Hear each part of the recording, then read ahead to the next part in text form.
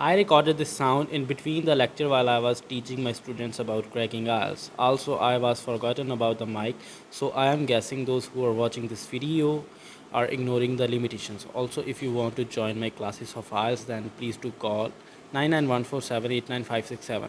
Classes are available online or offline. Task 2. The performance of staff can have a significant impact on the success of a company. What can companies do to increase staff productivity? First of all, what is productivity?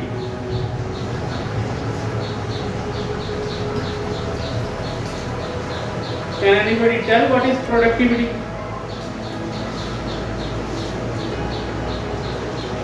What is this productivity?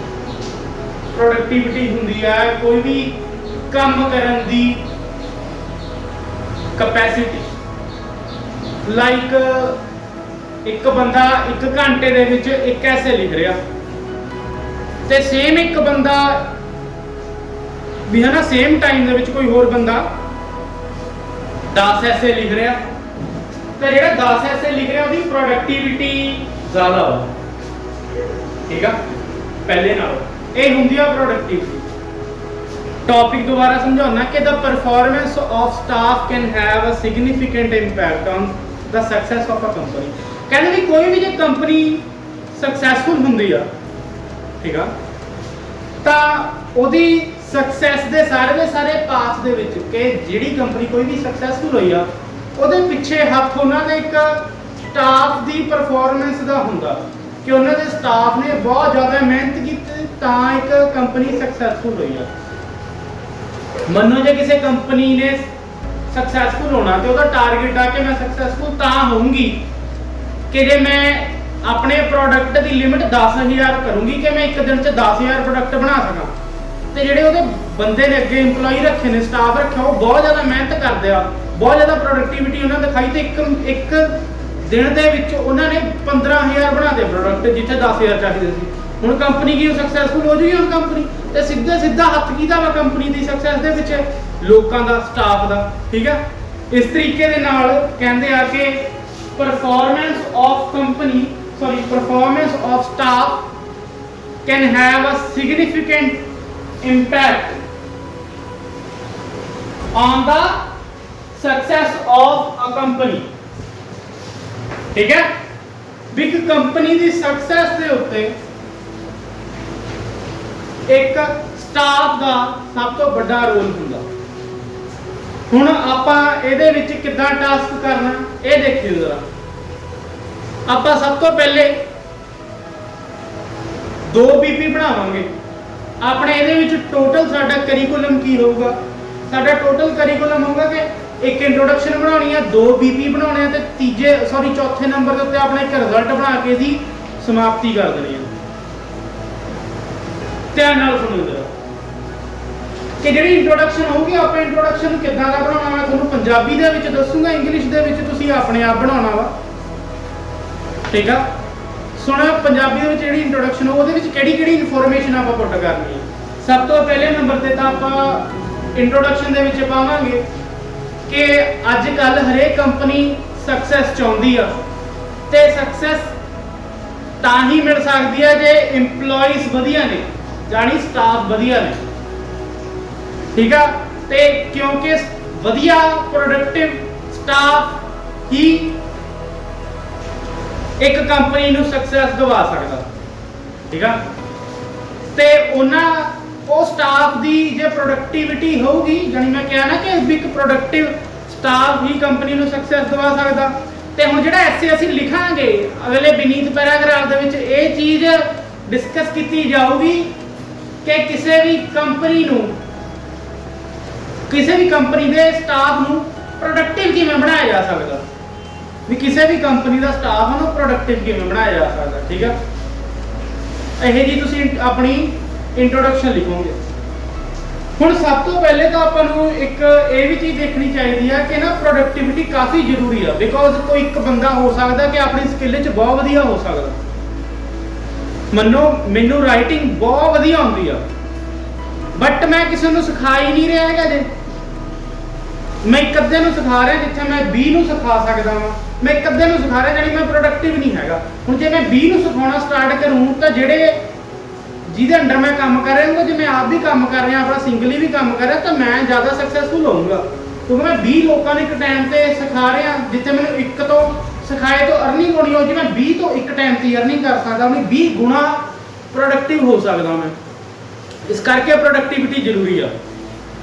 ਠੀਕ ਆ, ਸਭ ਤੋਂ ਪਹਿਲਾਂ ਤੁਸੀਂ ਇਹ question ਪੁੱਛ ਸਕਦੇ ਹੋ ਕਿ why productivity is needed. The first and foremost question arises that why the productivity is needed. ਉਸ ਤੋਂ ਬਾਅਦ ਦੇ ਵਿੱਚ ਜਿਹੜੀ ਮੈਂ ਹੁਣੀ ਗੱਲ ਦੱਸੀ ਆ, ਉਸ ਚੀਜ਼ ਨੂੰ ਤੁਸੀਂ ਪਾਲਣਾ ਕਿ ਵੀ ਕੋਈ ਜੇ ਇਨਸਾਨ ਇੱਕ ਚੀਜ਼ ਕਰ ਰਿਹਾ ਇੱਕ ਟਾਈਮ ਤੇ, ਜਦ ਕਿ ਉਹਦਾ ਪੋਟੈਂਸ਼ੀਅਲ ਹੈਗਾ ਕਿ ਉਹ 20 ਚੀਜ਼ਾਂ ਕਰ ਸਕਦਾ ਇੱਕ ਟਾਈਮ ਤੇ ਸੇਮ ਤਰੀਕੇ ਦੀਆਂ।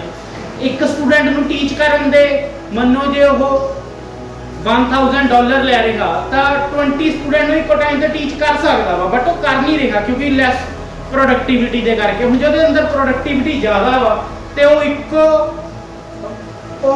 ਸਟੂਡੈਂਟ ਦੀ ਬਜਾਏ ਉਹ 20 ਸਟੂਡੈਂਟ ਇੱਕੋ ਟਾਈਮ ਤੇ ਟੀਚ ਕਰੇ ਤਾਂ $20,000 ਕਮਾ ਸਕਦਾ ਵਾ ਤੇ 20 ਮਲਟੀਪਲਸ ਹੋ ਗਏ ਉਹਦੇ। ਠੀਕ ਹੈ, 20 ਮਲਟੀਪਲਾਈ ਹੋ ਗਏ ਉਹਦੇ ਸਾਰੀ ਦੀ ਸਾਰੀ ਜਿਹੜੀ ਕਮਾਈ ਕਰ ਰਿਹਾ ਸੀ ਅਰਨਿੰਗ ਉਹ। ਇਸ ਕਰਕੇ ਸਾਨੂੰ ਪ੍ਰੋਡਕਟਿਵਿਟੀ ਜ਼ਰੂਰੀ ਆ। ਉਸ ਤੋਂ ਬਾਅਦ ਤੁਸੀਂ ਲਿੰਕ ਕਰ ਦਿਓ ਕਿ ਕੰਪਨੀਆਂ ਦੇ ਨਾਲ ਕਿਦਾਂ ਸਾਡੀ ਪ੍ਰੋਡਕਟਿਵਿਟੀ ਜ਼ਰੂਰੀ ਆ, ਕਿ ਕੰਪਨੀਆਂ ਦੇ ਨਾਲ ਸਾਡੀ ਪ੍ਰੋਡਕਟਿਵਿਟੀ ਕੰਪਨੀਆਂ ਦੇ ਵਿੱਚ ਬਹੁਤ ਜ਼ਰੂਰੀ ਆ। ਬਿਕੋਜ਼ ਜੇ ਇੱਕ ਕੰਪਨੀ ਦੇ ਜਿਹੜੇ EMPLOYE ਨੇ ਪ੍ਰੋਡਕਟਿਵ ਨਹੀਂ ਹੋਣਗੇ ਤਾਂ ਕੰਪਨੀ ਨੂੰ ਬਹੁਤ ਘਾਟਾ ਪੈ ਸਕਦਾ ਵਾ।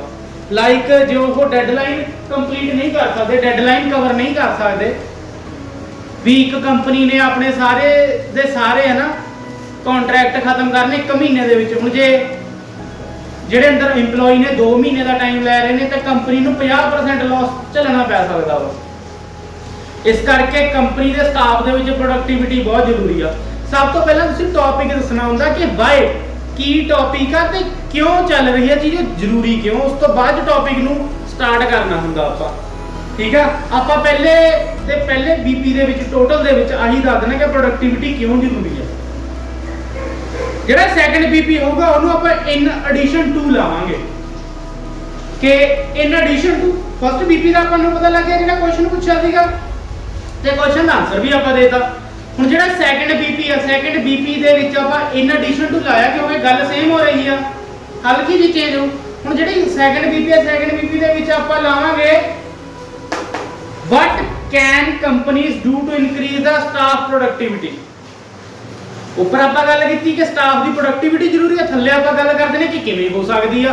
ਤੇ ਹੁਣ ਜਿਹੜੀ ਥੱਲੇ ਗੱਲ ਕਰਨੀ ਕਿਸੇ ਵੀ ਸਟਾਫ ਦੀ ਪ੍ਰੋਡਕਟਿਵਿਟੀ ਕਿਵੇਂ ਇਨਕਰੀਜ਼ ਹੋ ਸਕਦੀ ਆ, ਉਹਦੇ ਵਿੱਚ ਆਪਾਂ ਲਾਵਾਂਗੇ ਕਿ ਟਾਈਮ ਟੂ ਟਾਈਮ ਸਟਾਫ ਨੂੰ ਟ੍ਰੇਨਿੰਗ ਮਿਲਣੀ ਚਾਹੀਦੀ ਆ, time to time awareness classes ਮਿਲਣੀਆਂ ਚਾਹੀਦੀਆਂ ਨੇ।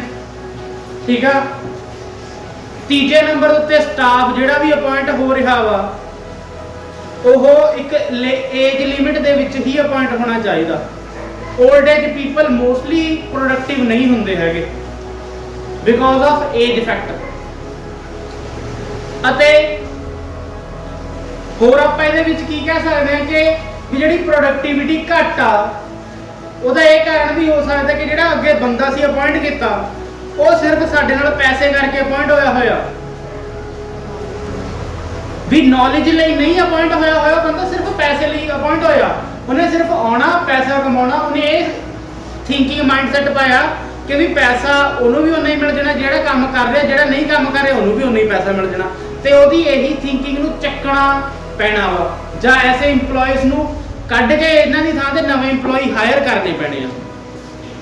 ਠੀਕ ਆ, ਆ ਚੀਜ਼ਾਂ ਹੋ ਸਕਦੀਆਂ ਨੇ ਆਪਣੀ ਕਿਸੇ ਵੀ ਕੰਪਨੀ ਦੇ ਵਿੱਚ ਵੀ ਜੋ ਕਰ ਸਕਦੀ ਹੈ ਇਹ ਸਟਾਫ ਦੀ ਪ੍ਰੋਡਕਟਿਵਿਟੀ ਨੂੰ ਇਨਕਰੀਜ਼ ਕਰਨ ਦੇ ਲਈ। ਉਸ ਤੋਂ ਬਾਅਦ ਦੇ ਵਿੱਚ ਆਪਾਂ ਰਿਜ਼ਲਟ ਪਾਣਾ ਕਿ all in all it is evident that the productivity among the staff for a company is crucial. ਠੀਕ ਹੈ, ਵੀ ਐਂਡ ਦੇ ਵਿੱਚ ਆ ਸਿੱਧ ਹੁੰਦਾ ਕਿ ਕਿਸੇ ਵੀ ਕੰਪਨੀ ਦੇ ਸਟਾਫ ਦੀ ਪ੍ਰੋਡਕਟਿਵਿਟੀ ਬਹੁਤ ਹੀ ਜ਼ਿਆਦਾ ਜ਼ਰੂਰੀ ਹੈ, ਉਹ ਤੋਂ ਬਿਨਾਂ ਕੰਮ ਨਹੀਂ ਸਰਨਾ। ਅਤੇ ਉਹਨੂੰ ਸਹੀ ਕਰਨ ਦੇ ਲਈ ਕਾਫੀ ਸਾਰੇ ਮੈਥਡ ਨੇ ਜਿਹੜੇ ਕਿ ਅਪਣਾਏ ਜਾਣੇ ਚਾਹੀਦੇ ਨੇ, ਠੀਕ ਆ। So if you want to indulge in my online or offline program of IELTS, then please do contact on 991478957 anytime. You can also do me WhatsApp, or you can also call me at that number. And in last, please do subscribe my channel for further videos. Thank you.